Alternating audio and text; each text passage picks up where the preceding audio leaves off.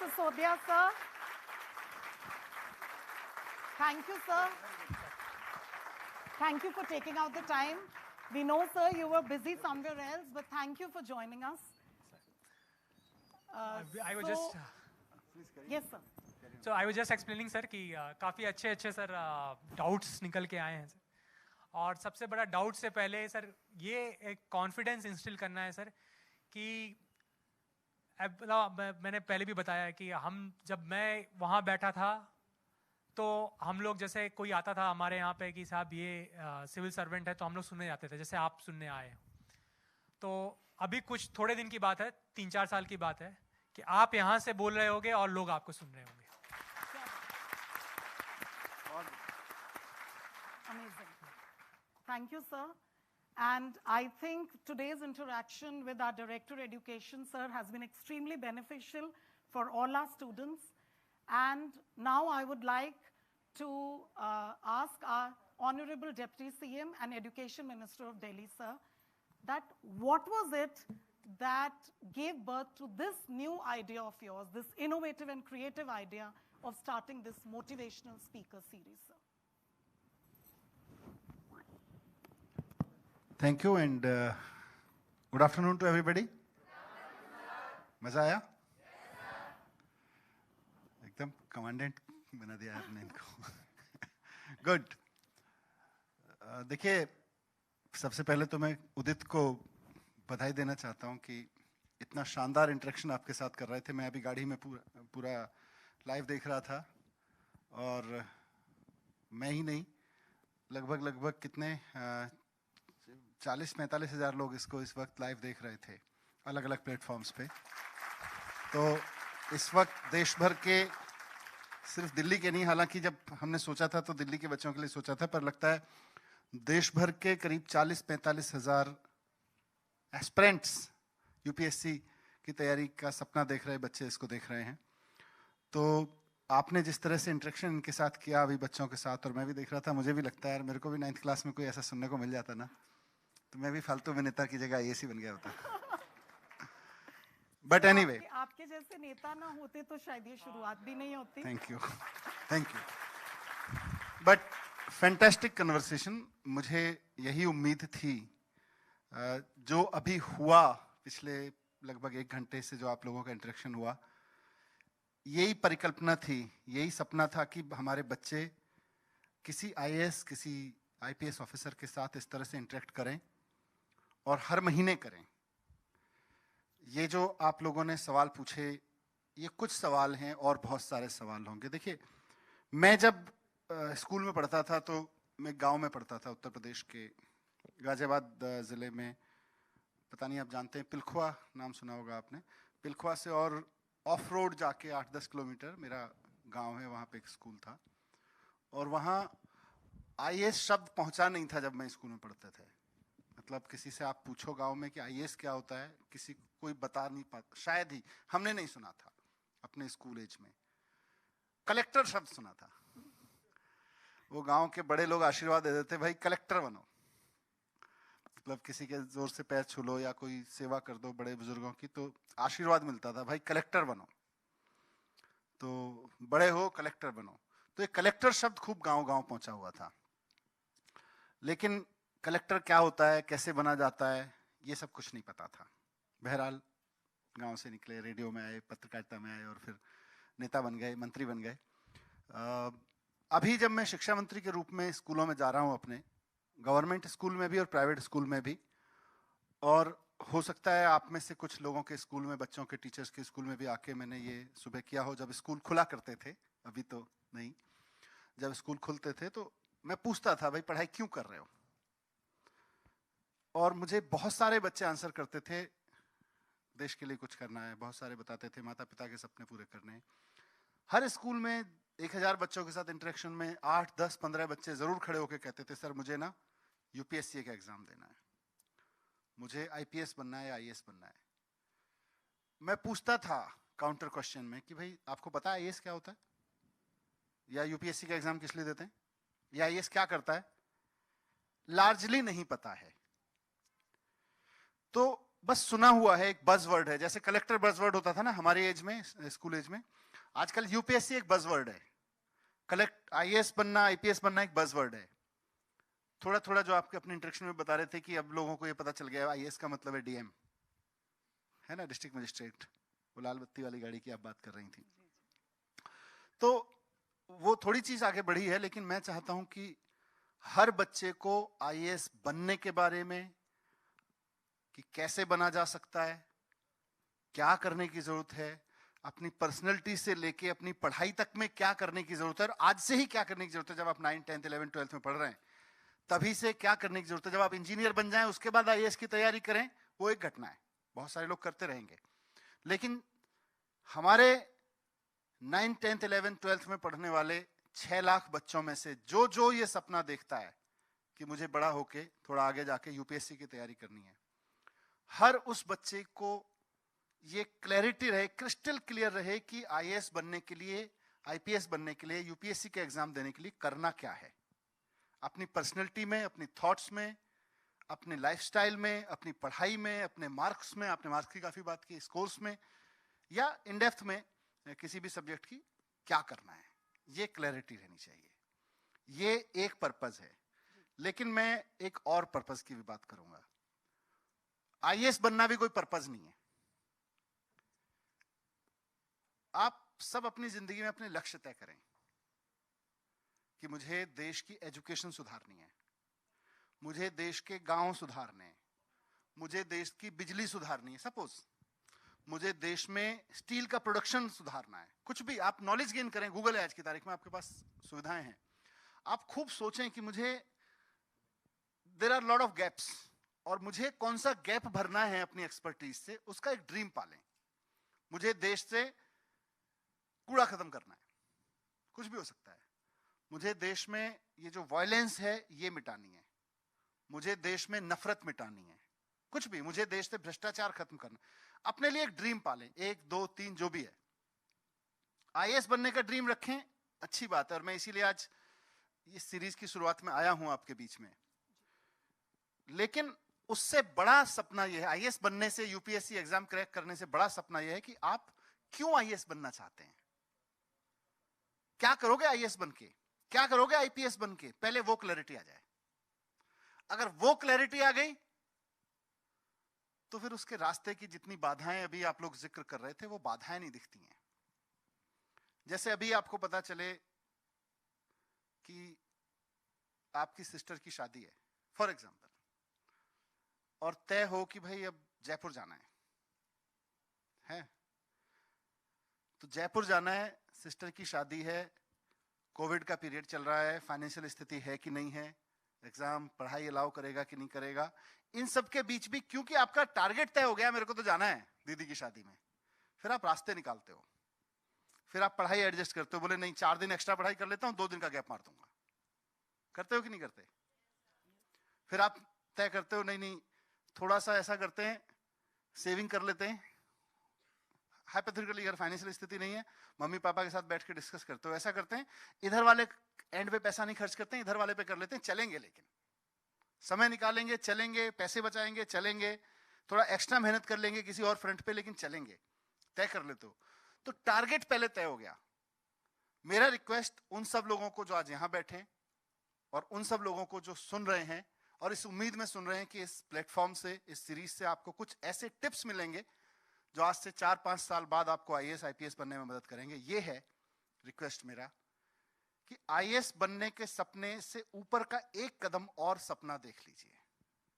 अगर आपने वो सपना नहीं देखा तो ये आईएएस की तैयारी आपको थकाएगी, आईएएस में फेल होना आपको निराश करेगा। आईएएस के टारगेट्स अभी तो जैसे जैसे और कंपटीशन आगे बढ़ेगा, 4-5 साल में और आगे बढ़ जाएगा। 15 साल पहले आपने किया, उसमें कितना बदल गया, तो 5 साल बाद का कंपटीशन आपको डराएगा। लेकिन अगर आपने अपना टारगेट की सुई टिका दी कहीं जाके कि मैं आईएएस इसलिए बनना चाहता हूं कि मुझे दिल्ली का कूड़ा साफ करना है, आईएएस बनूंगा, कमिश्नर बनूंगा, ये करूंगा, वो करूंगा, साफ करूंगा। मैं इसलिए बनना चाहता हूं, मुझे सरकारी स्कूल ठीक करना है, मैं आईएएस बनूंगा, डीएम बनूंगा, थोड़े दिन एसडीएम वगैरह होते होते यहाँ डायरेक्टर के पद तक पहुंचना है, मुझे डायरेक्टर एजुकेशन बनना है, जो आज उदित कर रहे हैं। या मुझे आईपीएस बनना है, मुझे क्राइम खत्म करना है, मुझे ड्रग्स का खत्म करना है, मुझे गुंडई खत्म करनी है, मुझे लड़कियों की सुरक्षा करनी है, जो आप सोचते हैं। आज आप 6ठी 7वीं 8वीं के बच्चे नहीं हैं, कम से कम 9वीं 10वीं 11वीं के बच्चे हैं। 9वीं 10वीं 11वीं तक बच्चे के अंदर एक ड्रीम मैं चाहता हूं कि आ जाए, 1 2 3, कि मुझे बड़े होके देश में ये करना है। ये आप सेट करिए, मुझे बड़े होके देश की इस कमी, इस डेफिशिएंसी या इस सेक्टर में जाके खड़े होके कंट्रीब्यूट करना है। वो एक बार आपने तय कर लिया, फिर आपको मजा आएगा। फिर आपके लिए आईएएस बनना एक व्हीकल है, फिर लाल बत्ती नहीं है आपका टारगेट। लाल बत्ती खत्म हो गई, अभी बात आप लोग कर रहे थे, लाल बत्ती खत्म हो गई, अब लाल बत्ती अट्रैक्शन नहीं रही आईएएस बनने का। और इतना प्रोफेशनलिज्म आ जाएगा। पहले एक बहुत पहले ये हो गया होगा कि कलेक्टर या आईएएस इसलिए भी पॉपुलर हुए होंगे, आईपीएस की पैसा सैलरी भी अच्छी मिलती है, लेकिन आज कॉम्पिटिटिव वर्ल्ड में मुझे लगता है आपके जो इंजीनियरिंग के बैचमेट्स थे उनमें आपसे इनसे 5 गुना सैलरी भी मिल रही है, जो लोग आईएएस नहीं बने हैं, जो लोग सरकारी सेवाओं में नहीं हैं। तो पैसा भी आज आईएएस बनने का अट्रैक्शन नहीं है, लाल बत्ती भी अट्रैक्शन नहीं है। वो अट्रैक्शन क्या है जिसकी वजह से आप आईएएस बनना चाहते हैं? देश की सेवा ब्रॉडर टर्म है, उसमें भी आपको बहुत स्पेसिफिक होना। अपना टेस्ट डेवलप करिए। मैं अभी इंस्टेंट आंसर नहीं चाह रहा आपसे, लेकिन मैडम ने मुझे कहा कि हमने ये सीरीज क्यों शुरू की। जी बिल्कुल सर। तो मैं चाहता हूं कि आप ऐसे सक्सेसफुल लोगों से मिलें जो आप बनना चाहते हैं, लेकिन क्यों बनना चाहते हैं, पहले वो भी 2 टारगेट तय कर लें। आईएएस बन के करेंगे और ये करेंगे और आईएएस बन के करेंगे। अब बाई चांस आईएएस नहीं बन पाए तो पत्रकार बन जाना, कुछ और बन जाना। मतलब पत्रकारिता और आईएएस में कोई कंपैरिजन नहीं कर रहा हूं मैं, कुछ भी बन सकते हो। आप टीचर बन सकते हो, आप पुलिस में जा सकते हो, आप एसएचओ बन सकते हो, आपके बहुत सारे ड्रीम। फिर आपको अचानक लगेगा, लेकिन बड़ा ड्रीम तय करिए, देश में कंट्रीब्यूशन क्या देना है। उसका जरिया आईएएस आईपीएस बनना है, उसका जरिया नेता बनना है, उसका जरिया बिजनेसमैन बनना है, उसका जरिया पुलिस वाला, टीचर, पत्रकार, वकील बनना है, जज बनना है। तो आप ये तय करें। मेरी कोशिश रहेगी कि जैसे अभी एक टीचर मैम थी ना, शायद उन्होंने अपने बेटे की कहानी सुनाई थी। हाँ, मैं सुन रहा था उसको। यस, अपने आईपीएस बेटे की कहानी सुनाई, जो बहुत संघर्षशील परिस्थितियों से निकल के अधिकारी बने हैं और अब दिल्ली में क्राइम और इन सब पे काम कर रहे हैं, सेवा कर रहे हैं लोगों की। तो वैसे ही आप लोग भी उसको समझें, सीखें, बड़े ड्रीम के साथ शुरू करें, लेकिन इस पायदान को कैसे आगे जंप करेंगे, इस टारगेट को कैसे हासिल करेंगे, उसके लिए हम लोग आप तक बहुत यंग आईएएस ऑफिसर्स से कोशिश रहेगी कि जो 2 4 6 साल पहले आप ही की तरह से कुछ स्कूल से निकले हैं 12th करके, उनसे आपका इंटरेक्शन कराएं, कोशिश रहेगी। और मैं इस प्रोग्राम के माध्यम से, क्योंकि ये देख रहे हैं बहुत लोग, इनवाइट करूंगा उन तमाम आईएएस आईपीएस अफसरों को जो गवर्नमेंट स्कूल से खास तौर से विषम परिस्थितियों में निकल के गए हैं और आपकी अपनी जर्नी इंस्पायर करने वाली है, वो आगे आए और हमारे बच्चों से इंटरेक्ट करें। बट वंडरफुल, 1-2 चीजें मेरे मन में भी आ रही थी जब मैं सुन रहा था आपसे इंटरेक्शन। कहने ही वाले थे कि सर अब आप भी सवाल पूछ सकते हैं डायरेक्टर एजुकेशन सर से। नहीं, मैं अपने बच्चों के बिहाफ पे पूछना चाहूंगा। जी सर, प्लीज पूछिए। So would you because I हाँ बैठे। मेरे मन में तब आप बात कर रहे थे, एक सवाल आ रहा था कि अभी देखिए, ये इंजीनियरिंग नहीं है, ये इंजीनियरिंग की क्लास में नहीं है, ये ग्रेजुएशन की नहीं है, ये मतलब आफ्टर ग्रेजुएशन वो कौन सी जगह है दिल्ली में जहाँ यूपीएससी की तैयारी कराते हैं? Model town, Mukherjee Nagar. ये मुखर्जी नगर के स्टूडेंट्स भी नहीं हैं और ये इंजीनियरिंग या ग्रेजुएशन के स्टूडेंट्स भी नहीं है, ये 9th 10th 11th 12th के स्टूडेंट्स हैं। तो 9th 10th 11th 12th के स्टूडेंट्स के माइंडसेट को रिप्रेजेंट करते हुए मैं जानना चाहूंगा कि आप जब इंजीनियर बन गए, उसके बाद आईएएस की तैयारी कर रहे थे, अब हैं भी 15 साल से, तो और आपकी मेमोरी बहुत शार्प है। हम लोग बात कर रहे थे कि एक एक डेट आपको बहुत सलीके से याद है, नहीं? बिल्कुल। एक एक किस तारीख को इंटरव्यू हुआ, किस तारीख को कैसे हुआ, कौन सी लिस्ट में नाम था, सब कुछ आप, मेमोरी बहुत शार्प है इनकी। तो कुछ चीजें याद करके बताओ कि आपको तैयारी करते वक्त या उसके बाद कभी ये ख्याल आया हो कि यार ये चीज ना 9th 10th 11th 12th में समझ में आ गई होती ना, तो थोड़ी सी कम मेहनत में काम चल जाता है ना? कि अभी आप वहां खड़े हो कि जहां अगर आपको समझ में आ जाए तो, क्योंकि इन्होंने इंजीनियरिंग या पोस्ट इंजीनियरिंग पीरियड में जो मेहनत की, तो पढ़ाई में और अप्रोच में लाइफ के अपने रहन सहन में, अपने खान पान में, फिटनेस में, मेंटल फिटनेस में, या सब्जेक्ट की पढ़ाई में, अगर आपको ये लगा हो किसी समय कि यार अगर ये टिप ना पहले हाथ आ जाती 9th-10th में, तो वो वाली टिप आपने अभी तक शेयर नहीं की है इनसे? सर आपके लिए बचा के रखा था ना, आपने भी तो कुछ पूछना था। चलिए, is this right question for you? Yes absolutely. Who want to know this? Wow, good.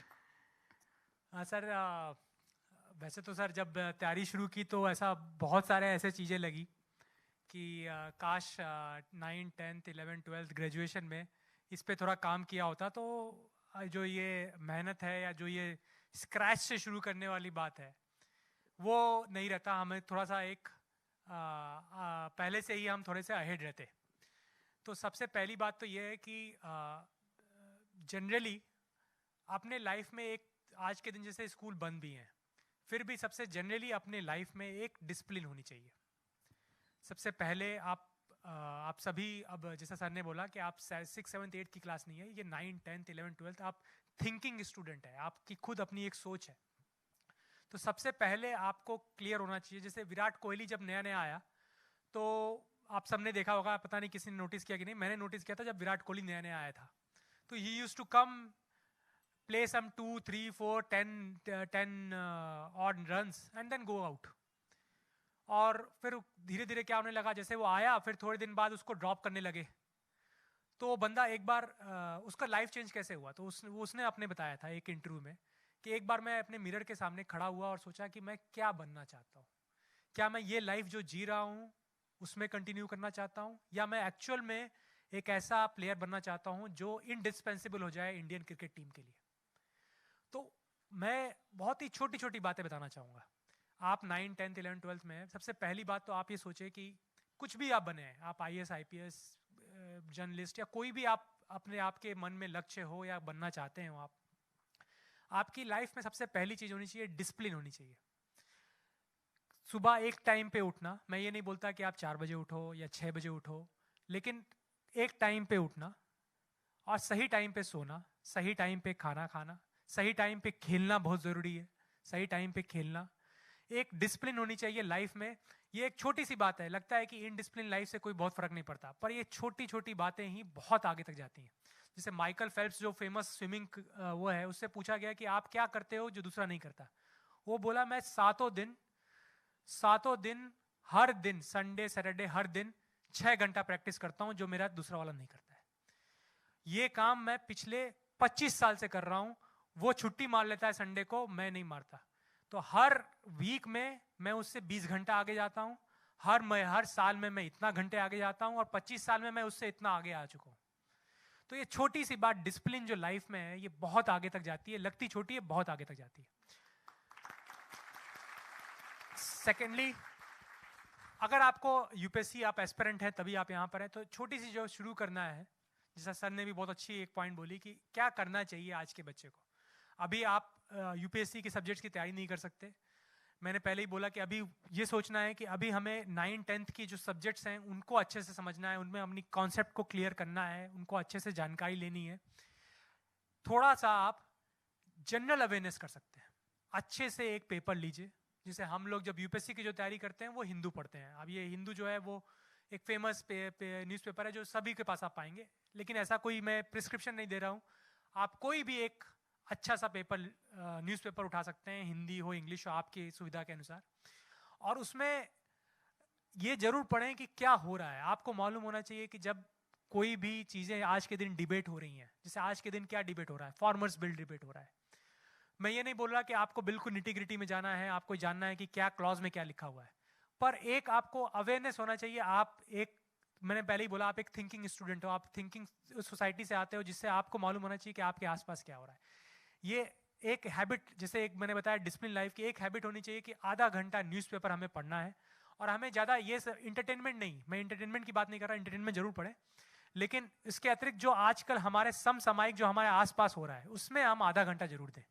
हम ये जानें कि हम जिस सोसाइटी में रह रहे हैं उसमें हो क्या रहा है, उसमें ऐसे कौन से मुद्दे हैं जो समाज को उद्वेलित कर रहे हैं, जहाँ पे हमारे फार्मर्स बैठे हुए हैं, या कोई प्रोटेस्ट चल रहा है, या कोई पार्लियामेंट में कोई बिल आ रहा है, दिल्ली विधानसभा में कोई चीज़ हो रही है, तो क्यों हो रही है, क्या रीज़न है, क्या उसका लक्ष्य क्या है। ये थोड़ी थोड़ी बातें अगर आप आज से शुरू करेंगे तो जब आप एक्चुअल में तैयारी शुरू करेंगे तो आप देखेंगे आप अपने जो कंपटीटर्स हैं उससे बहुत आगे हैं।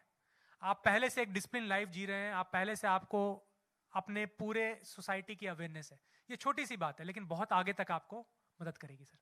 Thank you sir. काम की है टिप? किस किस को लगा काम की टिप है? तो मैं ये मानूं जिस जिसने हाथ उठाए हैं समय पे नहीं उठते हैं और न्यूज़पेपर नहीं पढ़ते हैं। देखो इनकी टिप उसके काम की होगी जो वो नहीं कर रहा होगा।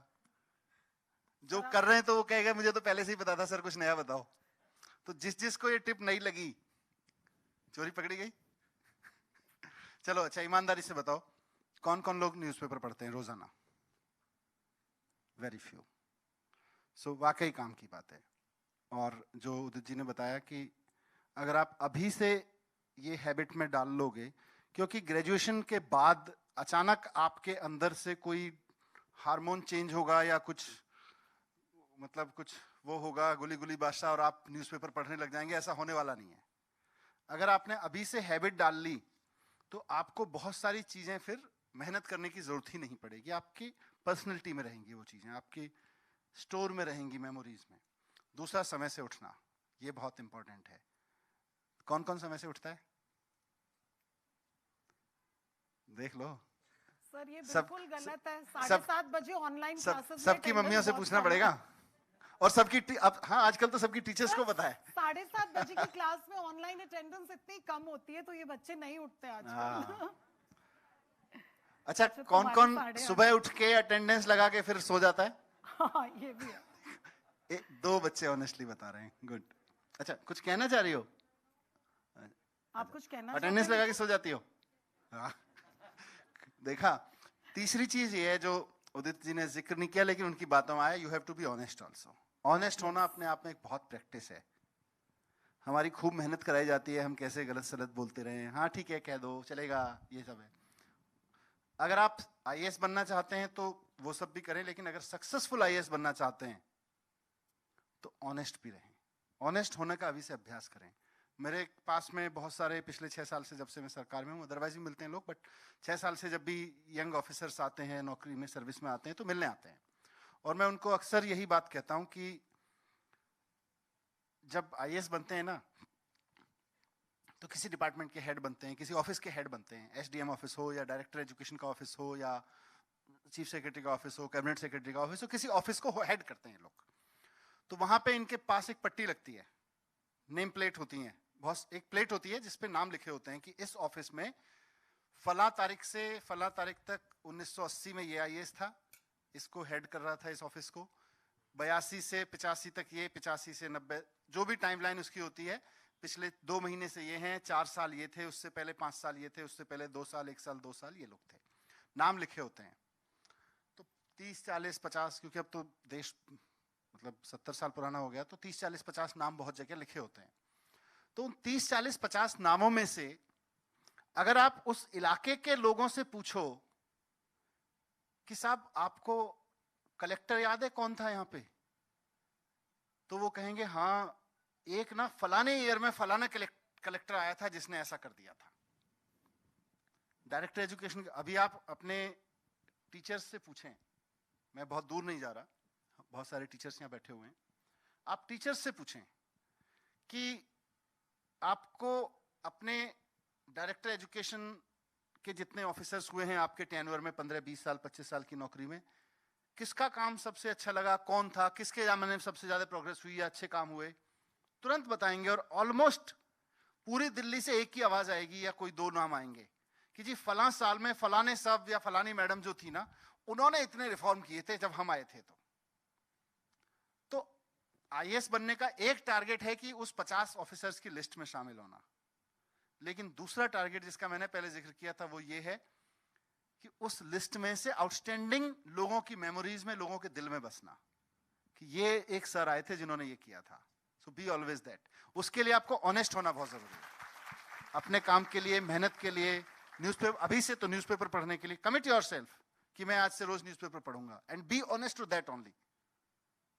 कमिट योरसेल्फ कि मैं रोज सुबह इतने बजे उठूंगी, उसके बाद be honest to that yourself, right. अब लास्ट में 2-3 क्वेश्चन आपकी तरफ से, बहुत बोल्ड ऐसे क्वेश्चन जो अभी तक आपको लग रहा है कि मैंने, मैडम ने या किसी बच्चे ने नहीं पूछे हैं, ऐसे क्वेश्चन होने चाहिए। शर्त ये है, मैं क्वेश्चन खारिज कर दूंगा अगर वो उसमें उतना नयापन नहीं हुआ, उतनी शार्पनेस नहीं हुई। सोच के बोलना, रटे रटाए वाले मत बोलना जो मैडम ने पकड़ाए थे। हाँ जी, यस। मेरा नाम निशा है, मैं government girls senior secondary school से हूँ, श्रीनिवासपुरी। सर, जब मैंने 10th पास किया तो ये तो गोल था मेरा कि आईएएस बनना है, बट सर एक क्वेश्चन था ना जो मुझे हमेशा कहीं ना कहीं परेशान कर रहा था। मैंने सबसे सलाह मांगने की भी कोशिश करी, बट मुझे ना वो अप्रोप्रिएट आंसर नहीं मिल पाया कि जैसे कि मैं गवर्नमेंट स्कूल से हूँ तो जो हमारे सब्जेक्ट्स हैं आर्ट्स वाले वो हिंदी में है। तो जब अब हिंदी में जो सब्जेक्ट है तो वो जब मैं यूपीएससी में जाऊंगी और मैं अगर वो हिंदी में पढ़ूंगी वो सब्जेक्ट्स, तो वो क्या कहीं मुझे अफेक्ट करेंगे मेरी स्टडीज़ को, और क्या परेशानियाँ होंगी उसमें? नहीं, देखिए, अब ये पहले भी ये बात हुई थी है कि सब्जेक्ट या कोई स्ट्रीम आपको हिंडर करती है क्या किसी तरह से यूपीएससी में।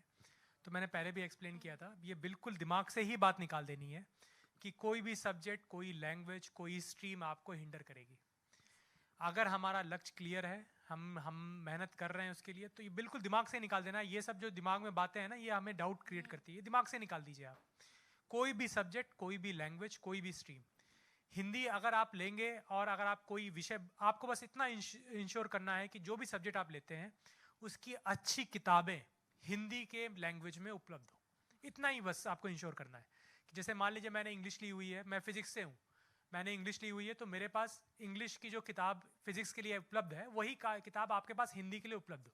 अगर कोई भी सब्जेक्ट में अगर ये समानता है तो आपको कोई दिक्कत नहीं होगा किसी भी लैंग्वेज में, किसी भी सब्जेक्ट में।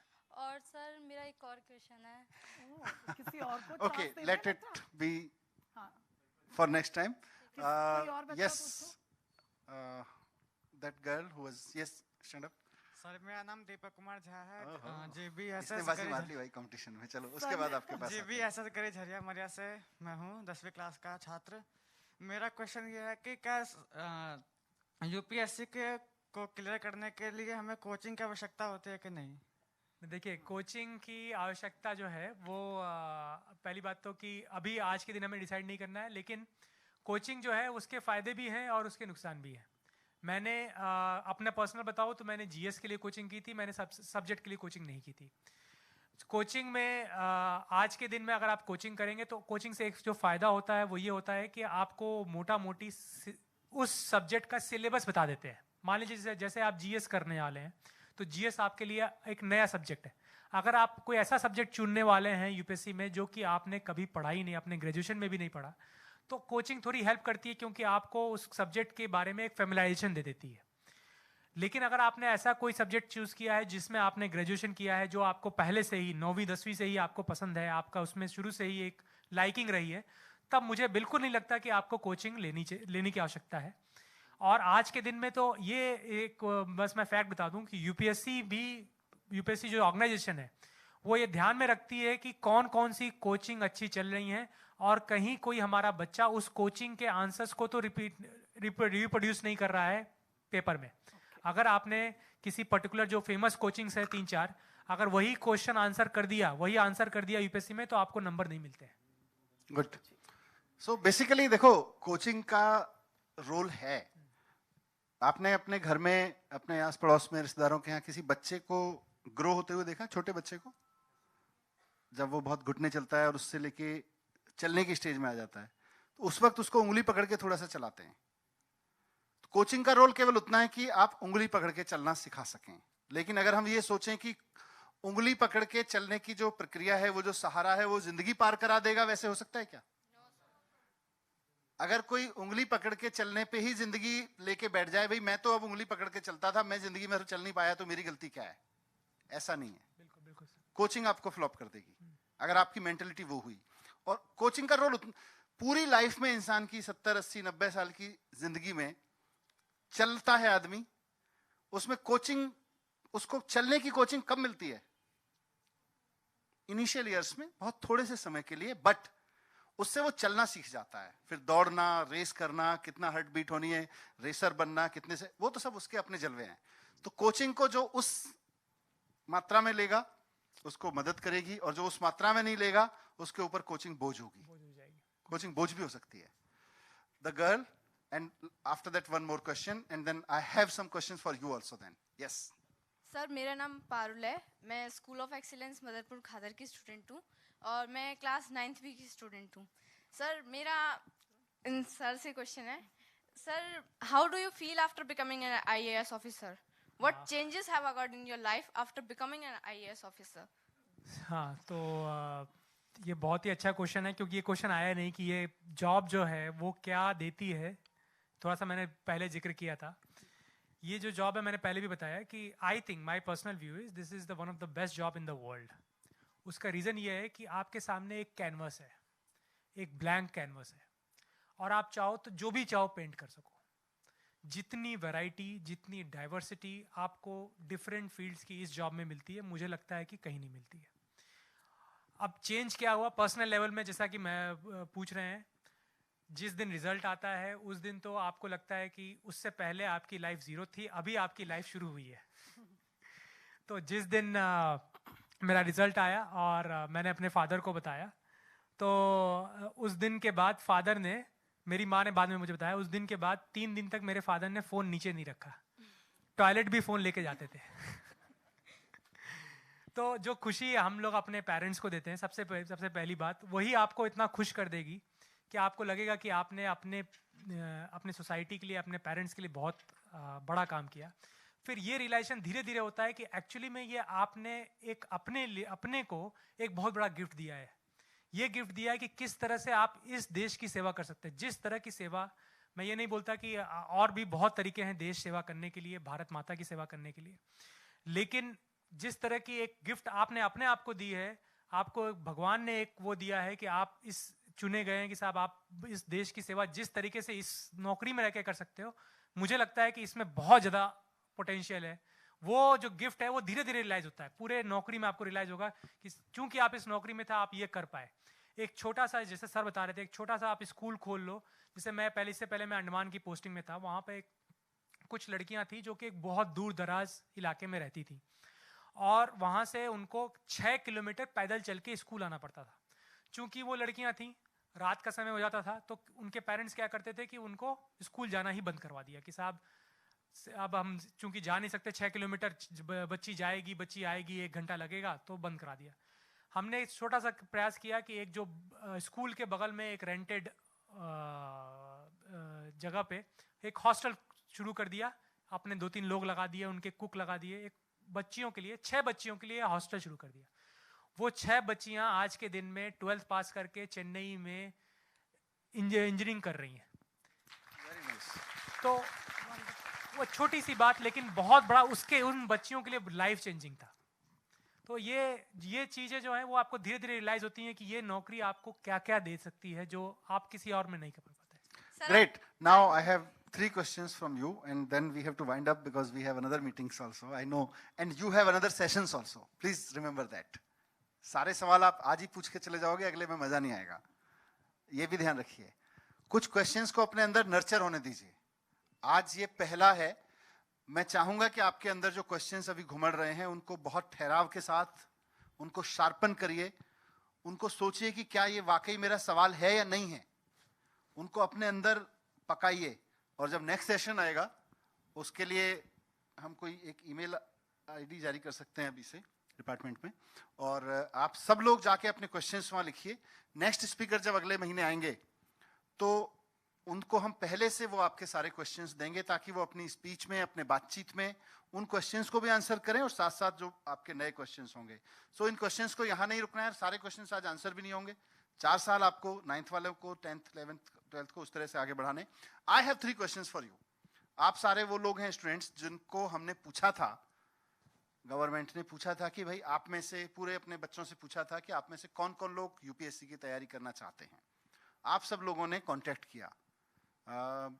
हजारों बच्चों ने किया. उसमें से भी कुछ बच्चे आज यहाँ, क्योंकि कोविड की वजह से ज्यादा बच्चों का बुलाना मुश्किल था, आप लोगों को यहाँ बुलाया गया.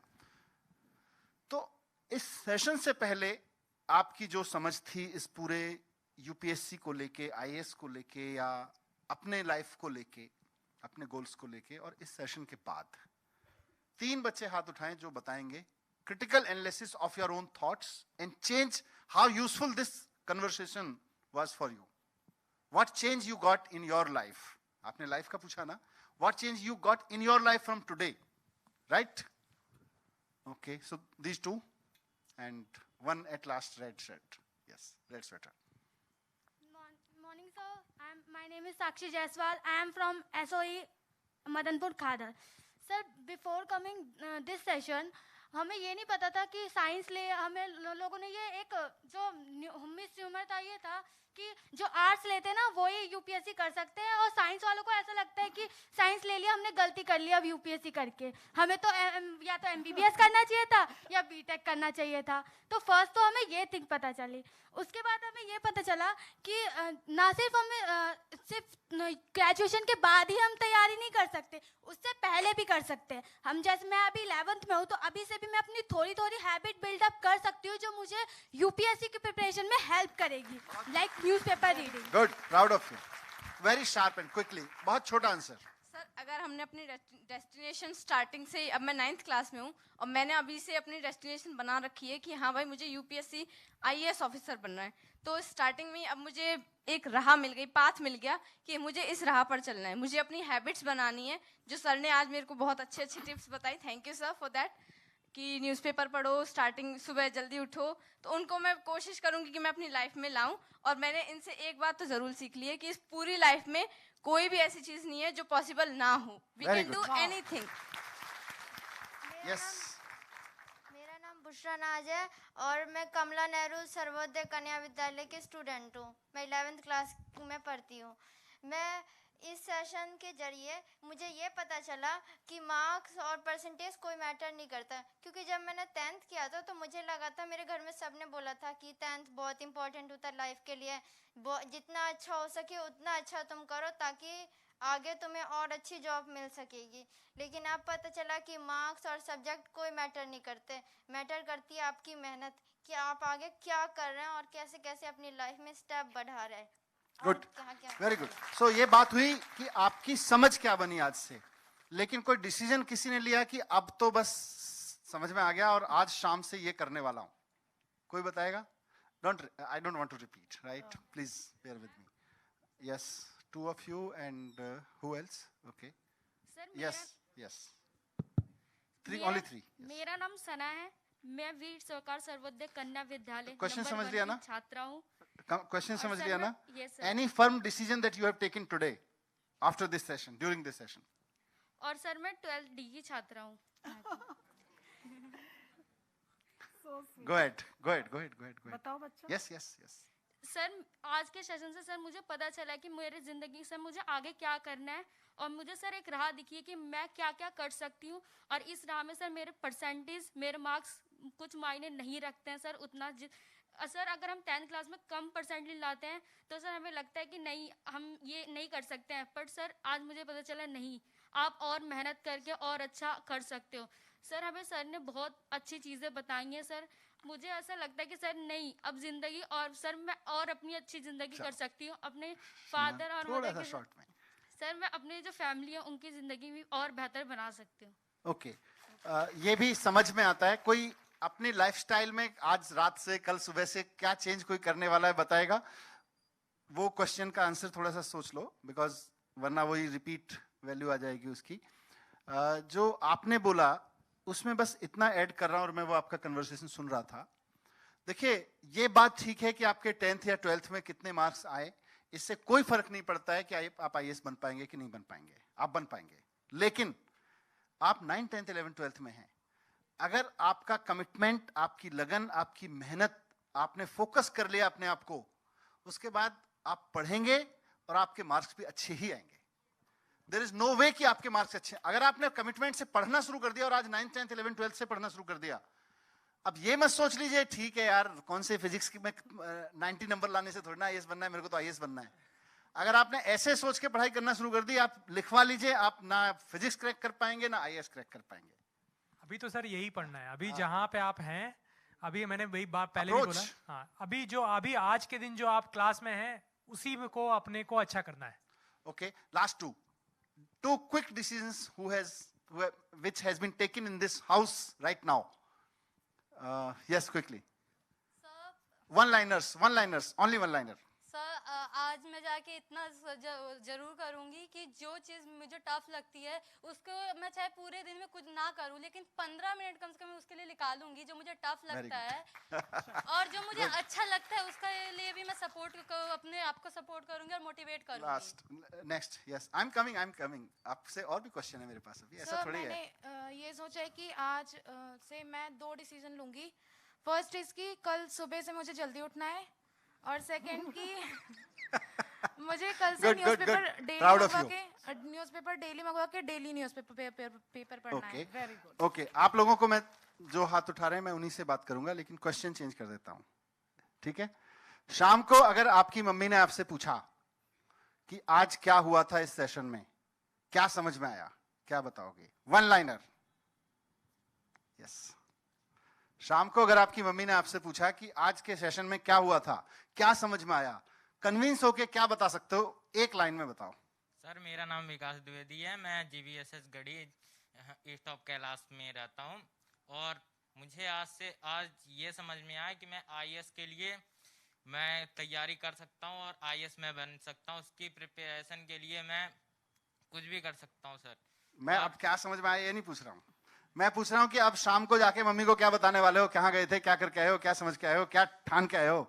यस, पीछे। सर, मैं वीर सावरकर विद्यालय गया था और कोई बात नहीं बेटा, इट्स ओके। सर, मेरा नाम वन लाइनर।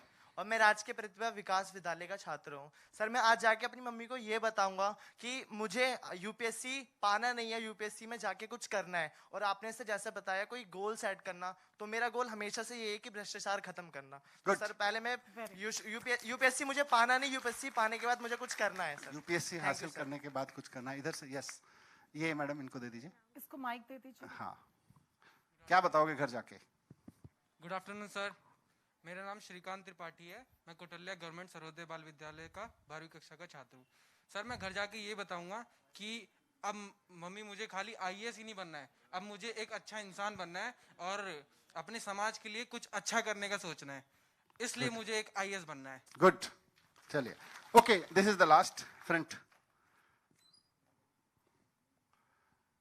वो शैलेंद्र जी मुझे बार बार इशारा कर रहे हैं, 3:30 बजे की दूसरी मीटिंग है हमारी। So this is मेरा last. नाम विवेक तिवारी है। मैं घर जाके अपने पेरेंट्स को बताऊंगा कि मैं गया खाली आता, लेकिन लेके बहुत कुछ आया। क्या लेके आया? मम्मी ने पूछा दिखाओ हाथ में क्या है, तो क्या बताओगे? सर, वो तो अंदर है। अंदर है? अंदर है तो दिल खोल के नहीं बताओगे? अंदर क्या है वो बताओ ना बेटा। सर, मैं बताऊंगा कि बहुत सारे मिथ दूर हुए और जो राह में रोड़े थे वो भी हट गए। गुड, चलिए, ऑल द बेस्ट। ये सेशन चलता रहेगा आपका, अपने क्वेश्चंस, अपने क्वेरीज तैयार करते रहिए। मैं चाहता हूं कि जितना आपके अंदर क्वेश्चंस पैदा होंगे उतना आप अच्छे से अपनी तैयारी कर सकते हो। Great, thank you very much. Thank you sir. Honorable Deputy CM sir and Director Education sir, may I take this opportunity to express our gratitude and sincere thanks to both of you for taking out your precious time to guide and motivate our young UPSC aspirants today in spite of your busy schedule. Have a great evening all of you and thank you for being a wonderful audience. अभी हम बैठेंगे बेटा, अभी बैठ जाएंगे सब बच्चे जब तक सर स्कूल में हैं।